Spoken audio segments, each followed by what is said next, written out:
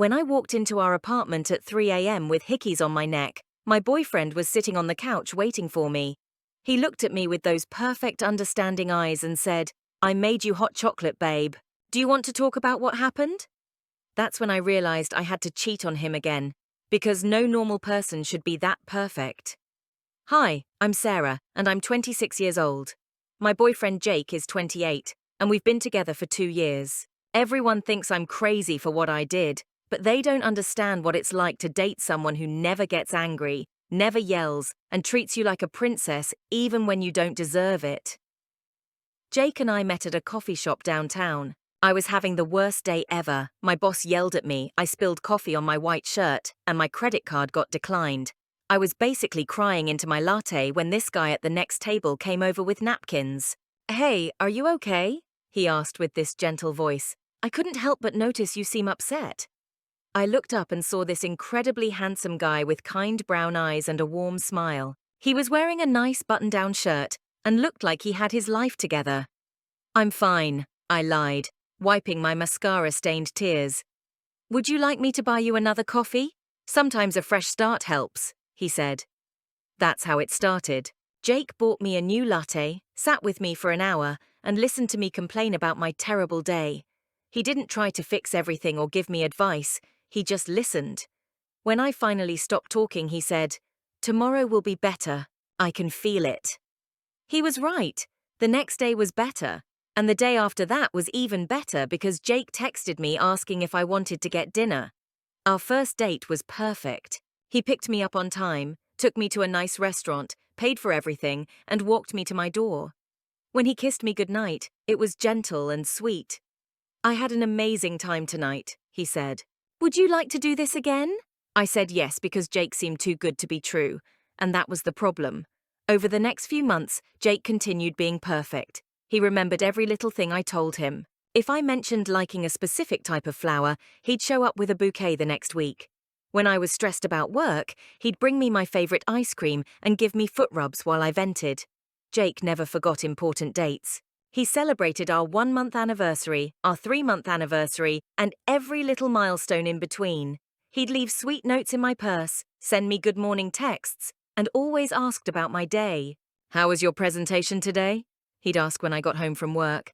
"It went okay, I guess," I'd say. "I'm sure you were amazing. You always are," he'd reply, giving me a hug. The thing is, my presentation actually went terrible. I forgot half my talking points and my boss looked disappointed. But Jake always assumed the best about everything I did. He never questioned me or doubted me, even when I was clearly lying or making mistakes. When I got a speeding ticket, Jake said, "The speed limit was probably confusing on that road." When I forgot his birthday, he said, "You've been so busy lately, I'm just happy to spend time with you." When I snapped at him for no reason, he'd say, "You must be tired, babe. Why don't you take a nap?" It was like dating a golden retriever. He was loyal, loving, and never bit back no matter how badly I treated him. After 6 months of dating, Jake told me he loved me. We were watching a movie on his couch, and during a quiet scene, he turned to me and said, "Sarah, I love you." I should have been happy. I should have said it back. Instead, I felt this weird panic in my chest. "That's nice," I said. "You don't have to say it back until you're ready," Jake replied, squeezing my hand. "I just wanted you to know how I feel. See? Even when I basically rejected his love confession, he was understanding about it. A normal person would have been hurt or upset. But not Jake. He just smiled and went back to watching the movie like nothing happened. That's when I started getting annoyed with him. Not because he did anything wrong, but because he never did anything wrong. He was like a robot programmed to be the perfect boyfriend. I started testing him. I'd show up late for dates to see if he'd get mad. He'd just say, "No worries, babe." I brought a book to read while I waited. I'd criticize his clothes or his cooking or his friends. He'd say, "Thanks for the feedback. I'll think about that." Once, I deliberately picked a fight with him about something stupid. I can't even remember what it was about, but I was yelling and being completely unreasonable. Jake just stood there calmly and said, "You seem really upset. What's really bothering you?" "You!" I screamed. "You're bothering me." "Okay," he said softly. "What can I do differently?" I wanted him to yell back. I wanted him to defend himself or tell me I was being crazy. But he just stood there with those patient brown eyes, waiting for me to explain why I was angry at him for being too nice. That night, I went home and called my best friend Megan. "I think there's something wrong with Jake," I told her. "What do you mean? He's perfect," she said. "That's the problem. He's too perfect. It's weird." "Sarah, you're complaining that your boyfriend is too nice to you. Do you hear yourself?" Megan didn't understand. Nobody understood. They all thought I was lucky to have Jake, but they didn't see how suffocating it was to be with someone who never challenged you or got mad at you or treated you like a real person instead of a delicate flower. Real relationships have fights. Real couples argue and make up and have passion. With Jake, everything was always smooth and pleasant and boring. I felt like I was dating a therapist instead of a boyfriend. After a year together, Jake wanted to move in together. He found this perfect apartment with a perfect view and perfect furniture. When he showed it to me, he was so excited. "Look at this kitchen, babe. You could finally learn to cook if you wanted to," he said. The way he said "if you wanted to" made me angry. I was a terrible cook, and we both knew it, but Jake would never just say that. He had to phrase everything nicely. "What if I don't want to learn to cook?" I asked. "Then I'll cook for us every night. Whatever makes you happy," he replied. "Whatever makes you happy." That was Jake's motto for everything. He had no opinions of his own. He just wanted to make me happy, even when I didn't deserve it. We moved in together, and things got worse. Jake would clean the apartment without being asked, do my laundry, and have dinner ready when I got home from work. He'd run me baths when I was stressed and give me space when I was moody. Living with Jake was like having a live-in servant who also wanted to cuddle. It should have been perfect, but it felt wrong. I started staying out late with friends just to get away from his overwhelming niceness. "I'm going out with Megan tonight," I'd tell him. "Have fun, babe. I'll leave the porch light on for you," he'd say, kissing my forehead. One night, I came home at 2 a.m. completely drunk. I had been dancing with random guys at the club and flirting with anyone who paid attention to me. When I stumbled through the door, Jake was waiting up for me. "Hey, you're home," he said gently. "Did you have fun?" "Why aren't you mad at me?" I slurred. "Why would I be mad? You were out with friends," he said, helping me to the couch.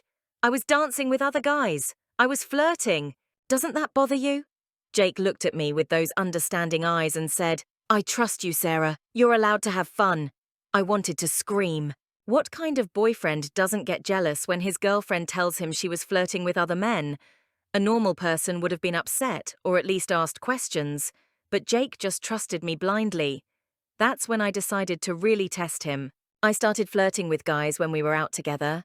I'd laugh too loudly at other men's jokes, touch their arms while talking, and give them my full attention while ignoring Jake. Jake would just stand there patiently, waiting for me to finish my conversations.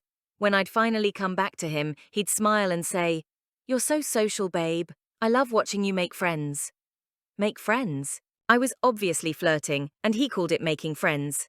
Either Jake was the most trusting person in the world, or he was completely oblivious. After 18 months together, I started talking to my coworker Ryan. Ryan was everything Jake wasn't. He was cocky, unpredictable, and a little bit mean. When I wore a new dress to work, Ryan would say, "That dress makes you look desperate." When I told him about my weekend plans, he'd say, "That sounds boring." Ryan challenged me. He disagreed with me. He made me work for his attention instead of just giving it to me freely like Jake did. I started staying late at work to talk to Ryan.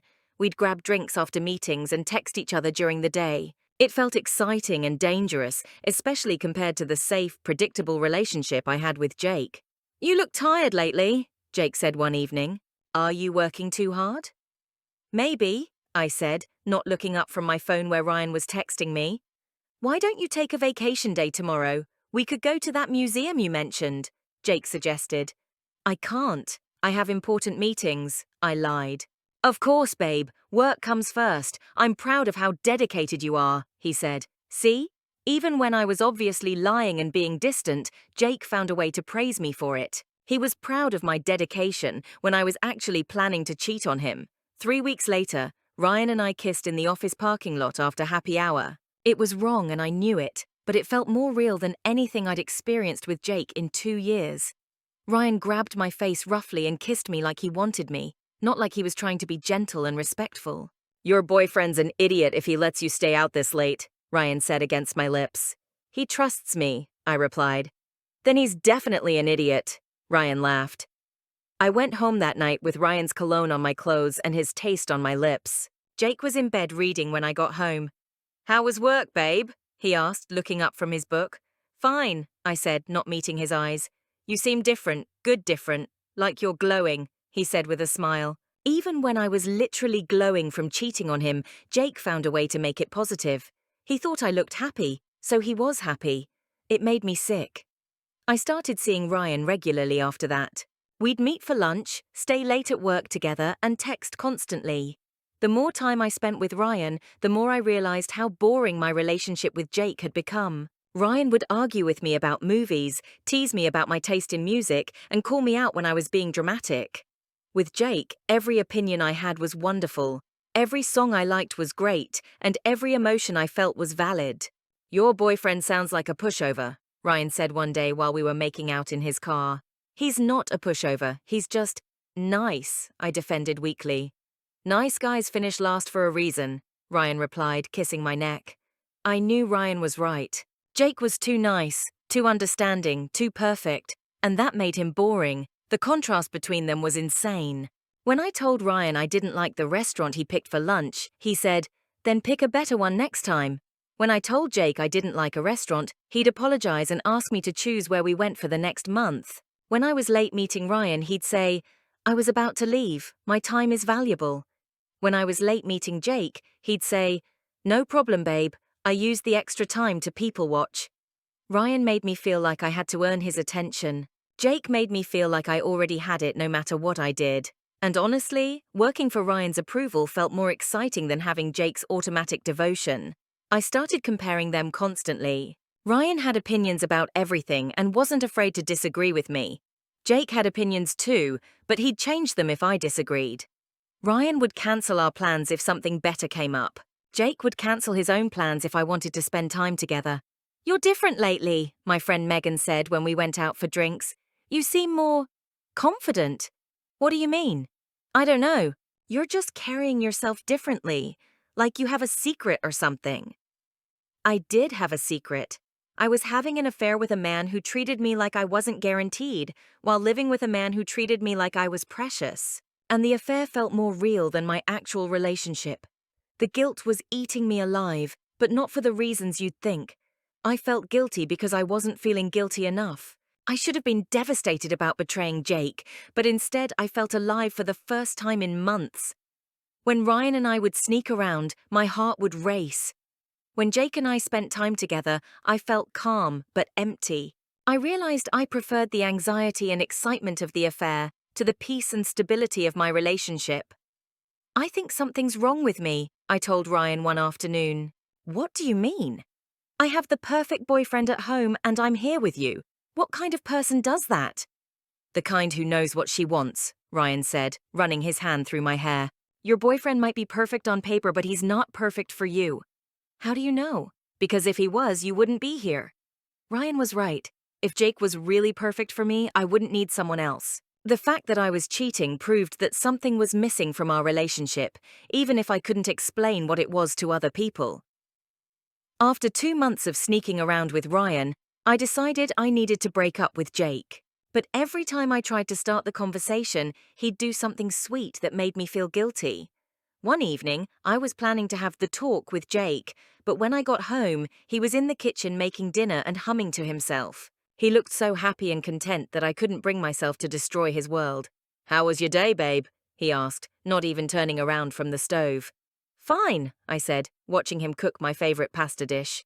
I thought we could eat on the balcony tonight. The sunset looks amazing, he said. This was the problem with Jake. He was always setting up these perfect moments that made it impossible to break up with him. Who breaks up with someone while they're making your favorite dinner and planning to watch the sunset together? Another time, I came home ready to end things, and Jake was sitting on the floor surrounded by photo albums. What are you doing? I asked. Making a scrapbook of our relationship. Look at this picture from our first vacation, he said, holding up a photo of us at the beach. In the picture, Jake was looking at me like I was the most beautiful thing he'd ever seen. I was looking at the camera with a fake smile because I'd been annoyed that he wanted to take so many photos.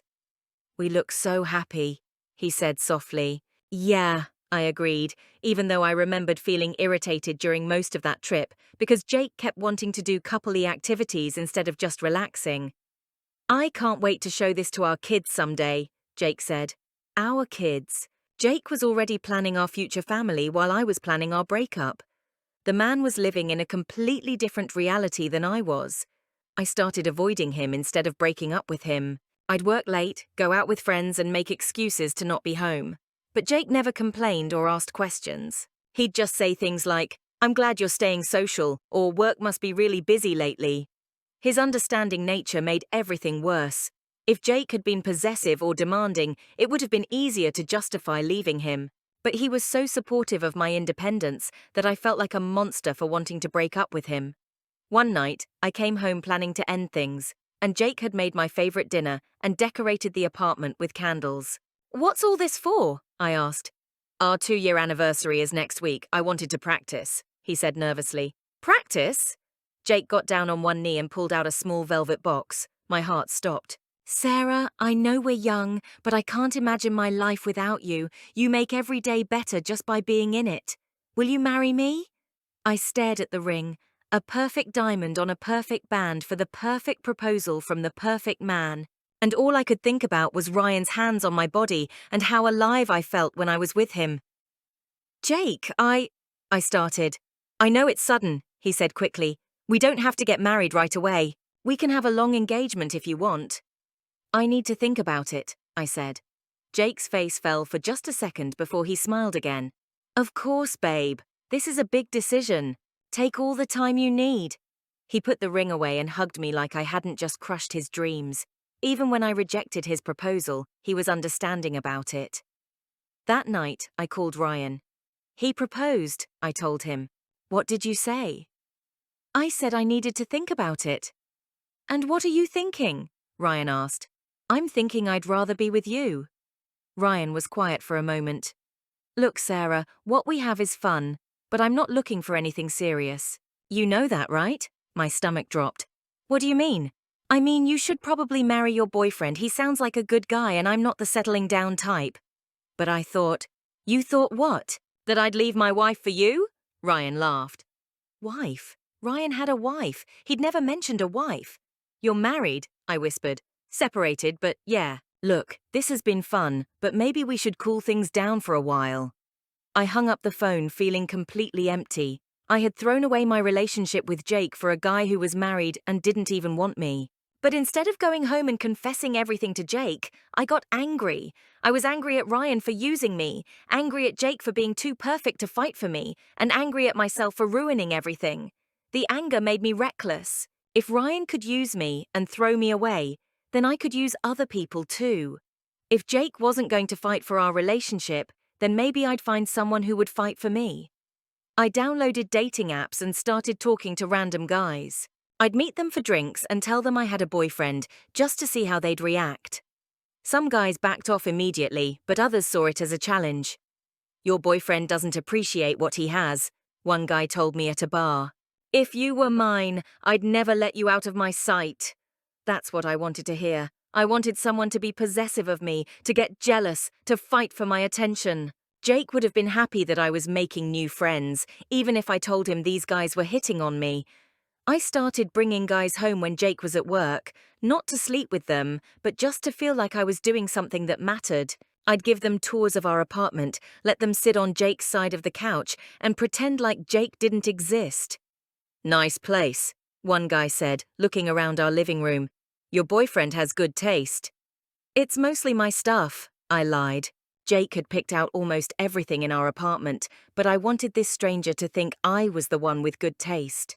I started leaving evidence of these visits around the apartment. I'd leave glasses out that obviously belonged to someone else, or forget to throw away takeout containers for 2 people when Jake was working late. But Jake never noticed, or if he did notice, he never said anything. He'd just clean up the extra glasses and throw away the containers without asking questions. So I decided to hurt Jake the way Ryan had hurt me. I started being deliberately cruel to test his limits. I'd criticize everything he did. from the way he loaded the dishwasher to the way he breathed when he slept. "You're breathing too loud," I'd say when we were lying in bed. "Sorry, babe. I'll try to be quieter," he'd whisper. Try to be quieter? Who promises to breathe more quietly? A normal person would have told me I was being ridiculous. I'd pick fights about stupid things just to see if I could make him snap. I complained about the way he folded towels, the way he squeezed toothpaste, the way he said, "Good morning." "Why do you always sound so cheerful in the morning?" I asked him one day. "I'm just happy to wake up next to you," he replied. Even my complaints became compliments in Jake's world. It was like he was immune to negativity. I started flirting with guys right in front of him when we went out. I'd give the bartender my full attention, laugh at other men's jokes, and completely ignore Jake for entire conversations. One night at a party, I spent an hour talking to this guy Mark, while Jake stood nearby holding my purse and waiting patiently. "Is that your boyfriend?" Mark asked, nodding toward Jake. "Unfortunately," I said loud enough for Jake to hear. Mark looked uncomfortable. "Maybe I should go talk to someone else." "No, stay. He doesn't mind. Do you, Jake?" Jake just smiled and said, "I want you to have fun, babe." Mark walked away after that, probably thinking we were both crazy. And maybe we were. I started bringing guys home when Jake was at work. I'd flirt with them right in front of Jake when we went out. I'd come home late with obvious signs that I'd been with someone else. And Jake just kept being understanding about everything. "You seem to be going out a lot lately," he said one morning after I'd stumbled in at 4 a.m. "I'm young. I want to have fun," I replied. "I know, babe. I don't want to hold you back from anything," he said. Hold me back? I wanted him to hold me back. I wanted him to get jealous and possessive and fight for our relationship. But Jake just kept being supportive of my need for independence. The night I came home with hickeys on my neck was my final test. I wanted to see if there was anything I could do that would finally make Jake angry. When he offered me hot chocolate and asked if I wanted to talk, I knew there wasn't. Jake would forgive me for anything because he thought that's what love was, unconditional acceptance and support. But real love isn't just acceptance. Real love includes passion and jealousy and fighting for each other. Real love means caring enough to get mad when someone hurts you. "I've been cheating on you," I said, sitting down on the couch next to him. Jake was quiet for a long moment. "How long?" he asked softly. "Months. With multiple people." "I see." Jake handed me the hot chocolate. "Do you want to work through this, or do you want to end things?" Even when I told him I'd been cheating for months, Jake just asked what I wanted to do about it. No yelling, no anger. "I want to end things," I said. "Okay, I'll find a new place tomorrow," he replied. "You're not going to fight for us?" "I can't fight for someone who doesn't want to be fought for," Jake said with sad eyes. Jake moved out quietly and left the engagement ring with a note. "I hope you find what you're looking for." I kept the ring because it reminds me what I threw away. Everyone thinks I'm crazy, and they're right. But they don't understand that being loved perfectly can be suffocating. I ruined my life because my boyfriend never fought back.